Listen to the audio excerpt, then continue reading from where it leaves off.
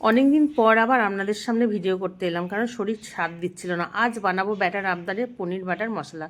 নিয়ে নিয়েছি কাজু আর চারমগজ ভিজিয়ে রেখেছি, আর প্লেটে নিয়ে নিয়েছি পেঁয়াজ, আদা, রসুন, টমেটো সমস্তগুলো একসঙ্গে দিয়ে কুকারে সিটি দিয়ে নেবো।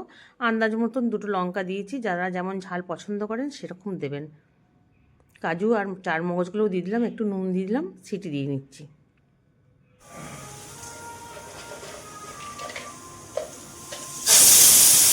সিটি বেজে গেছে,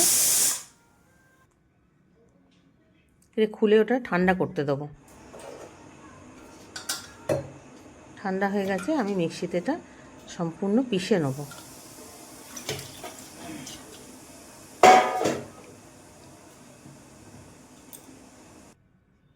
পিষে নিয়ে চলে এসেছি। এবারে এর মধ্যে দিয়ে দেবো একটু ঘি আর বাটার। রিফাইন্ড অয়েল দিলেও পারেন, আমি ঘি দিয়েই করছি।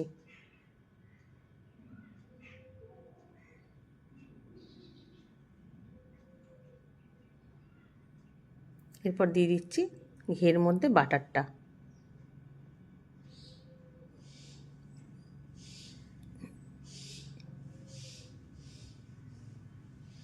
তারপরে একটু পনিরগুলো একটুখানি শ্যালো ফ্রাই করে নেব, ডিপ ফ্রাই করব না। আর দিয়ে দিচ্ছি কাশ্মীরি লঙ্কা গুঁড়ো, দিয়ে হালকা হালকা ভেজে নেব।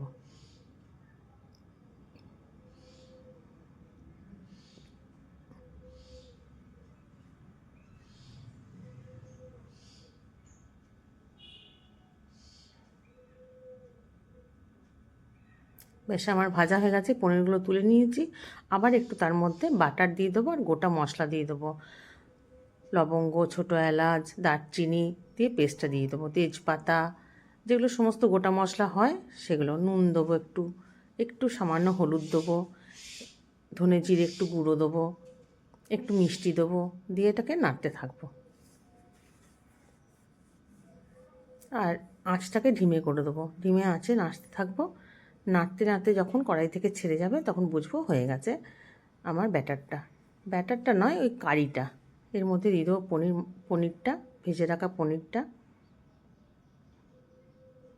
তার ওপর থেকে দিয়ে দেবো ধনেপাতা, আর একটু হাতে কসুরি মেথি রগড়ে নিয়ে দিয়ে দেবো।